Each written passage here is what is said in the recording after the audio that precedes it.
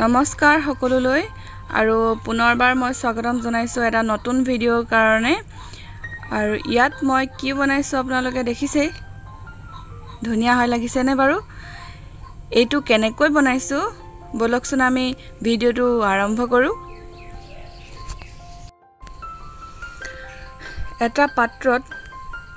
এতিয়া মই ইয়াত লম সিমেন্ট হোৱাইট সিমেন্ট হয় এটো ইয়াৰে অলপ লৈ লৈছো প্ৰথম মই আন্দাজ ইয়াৰে অলপ মই লৈ লৈছো আন্দাজ কৰি লৈছো বেছি কিমান লৈছো মই অনুমান কৰিব নোৱাৰিম ইয়াৰে প্ৰথম লৈ ললো আৰু আকৌ দিম মই ব্ল্যাক সিমেন্ট যেটো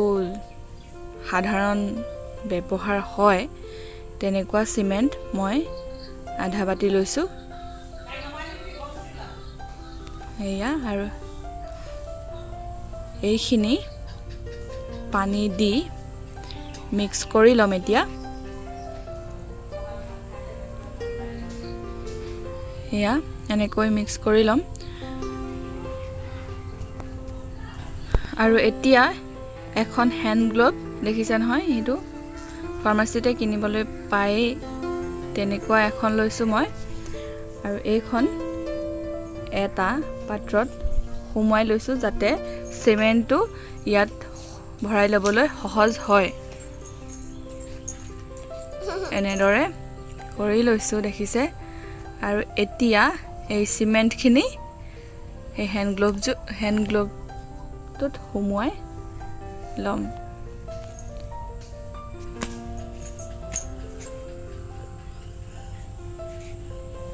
এনেকৈ গুটেখিনি সুমুৱাই লম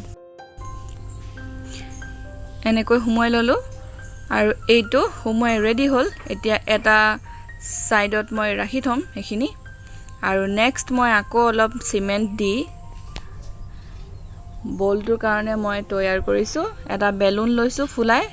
মিডিয়াম সাইজত আৰু এইটো ধুনিয়াকৈ সিমেন্টত ঘুৰাই লৈছো যাতে সিমেন্টখিনি তাত লাগি যায়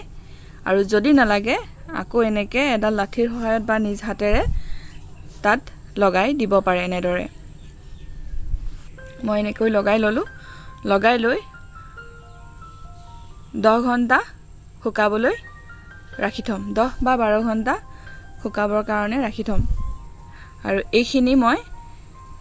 এতিয়া গাঠি দি এনেকৈ গাঠি দি এটা শেপ দিবৰ কাৰণে মই ব্যৱহাৰ কৰিম এটা টুকুৰি চাই থাকিব আপোনালোকে আৰু এতিয়া এটা টুকুৰি লৈছো আৰু তাত হাতৰ শেপটোত মই ধুনিয়াকৈ দিবৰ কাৰণে মই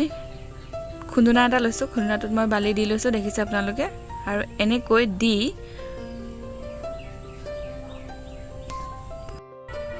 এতিয়া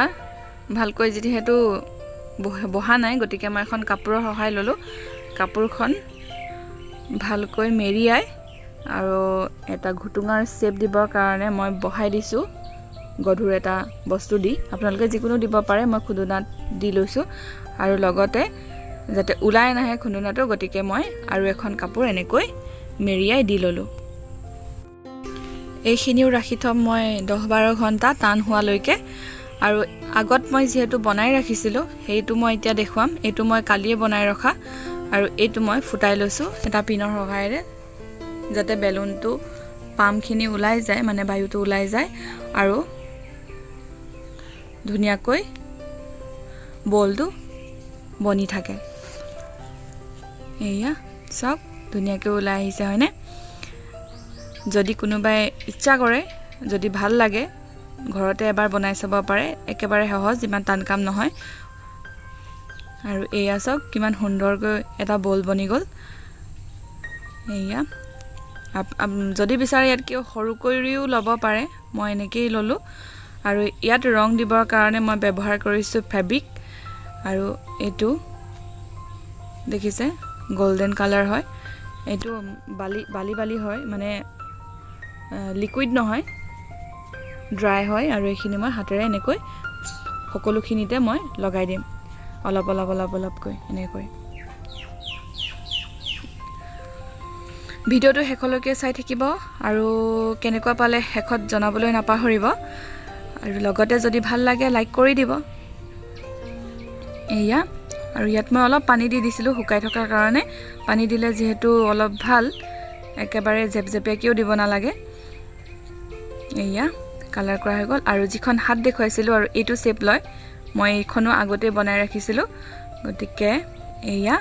আৰু ইয়াত মই কি কৰিম এতিয়া গম পাইছেনে ইয়াত মই এতিয়া সিমেন্ট যেটো ঘোল বনাই লৈছিলোঁ তাৰে অলপ হাতৰ এই তলুৱাখনত মই দি বলটো বহাই দিম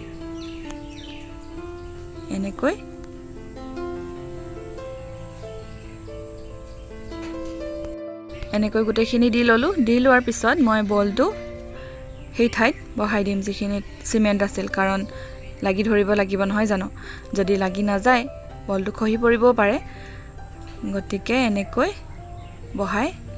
ললো এয়া টান হোৱালৈ অলপ সময় ৰখিব লাগিব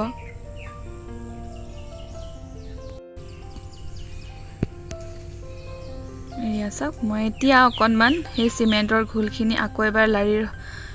লাঠিৰ হৈতে মই লগাই লৈছো যাতে যদি কৰবাত ফাট মেলি থকা দেখা পায় তেতিয়া হলে এনেকৈ ঘোল বনাই লগাই দিব নহলে ফাটি যাব পাৰে আৰু এয়া সব ধুনিয়াকৈ আঠা লাগি গল ধুনিয়া লাগিছে হয়নে বাৰু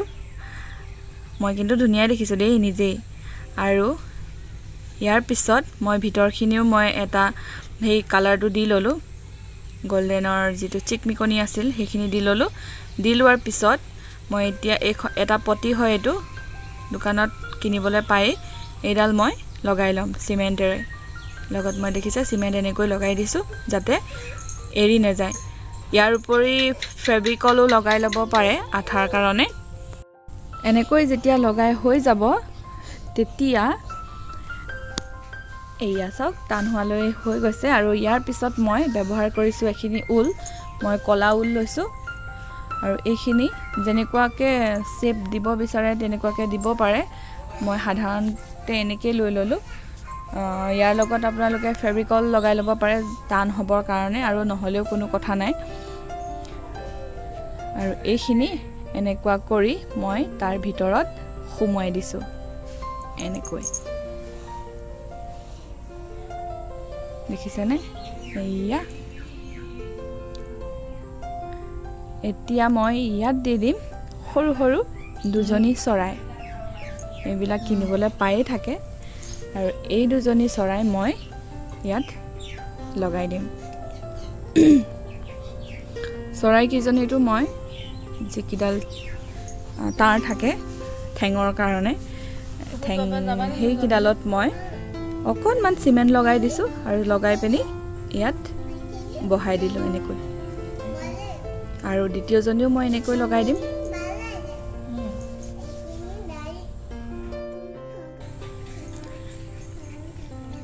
এয়া এনেকৈ লগাই ললো আৰু লগাই লোৱাৰ পিছত হৈ গল আমাৰ ৰেডি দুটি চৰাইৰ হজা লগতে এখনি হাত আৰু কেনেকুৱা পালে জনাব যদি ভাল পাইছে লাইক কৰিব শেয়াৰ কৰিব আৰু ইচ্ছা কৰিলে ঘৰতে এবাৰ বনাই চাবলৈ চেষ্টা কৰিব পাৰে আৰু নতুন সকলে প্লিজ সাবস্ক্ৰাইব কৰি দিব আৰু লগতে থকা বেল আইকনটো টিপি দিব যাতে আহিবলগীয়া ভিডিঅ'সমূহ সোনকালে আপোনালোকৰ ওচৰত পাই যায় লগতে ভিডিঅ'টো চোৱাৰ কাৰণে আপোনালোকলৈ বহুত বহুত ধন্যবাদ জনালো আজিলৈ আহিছো আকৌ লগ পাম এটা নতুন ভিডিঅ'ৰ হৈতে গতিকেলৈ আজিলৈ বাই বাই